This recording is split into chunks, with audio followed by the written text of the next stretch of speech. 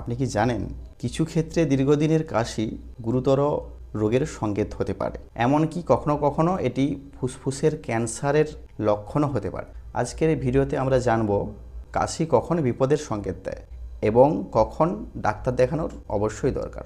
যদি কাশি 3 সপ্তাহের বেশি সময় ধরে চলে এবং সারছেই না, যদি কাশি 1 সপ্তাহ 1.5 সপ্তাহ বা 10 দিনে না সেরে কন্টিনিউ চলতে থাকে মাসের পর মাস 1 মাস, তাহলে কিন্তু সেখানে আপনাকে সিরিয়াস হতে হবে। দ্বিতীয় কারণ হলো কাশির সাথে রক্ত বের হওয়া। কাশির সাথে সামান্য রক্ত বের হলেও এটাকে কখনোই অবহেলা করবেন না। দীর্ঘদিনের কাশিতে বারবার এই ধরনের ব্লিডিং সিনড্রোম থাকে তাহলে কিন্তু অবশ্যই আপনাকে ভাবতে হবে। কাশির সাথে যদি বুকের মধ্যে ব্যথা বা চাপ অনুভূত হয় তাহলেও কিন্তু এটা নিয়ে বিশেষ ভাবনার দরকার আছে। 4 নম্বর কারণ হলো শ্বাস নিতে কষ্ট হওয়া। 5ম বা 5 নম্বর কারণ হলো ওজন দ্রুত হ্রাস পাওয়া বা কমে যাওয়া। কোনো কারণ ছাড়াই শরীরের ওজন দ্রুত কমে যাচ্ছে, কণ্ঠস্বর বদলে যাওয়া, কথা বলার ক্ষমতা আস্তে আস্তে আমরা হারিয়ে ফেলি।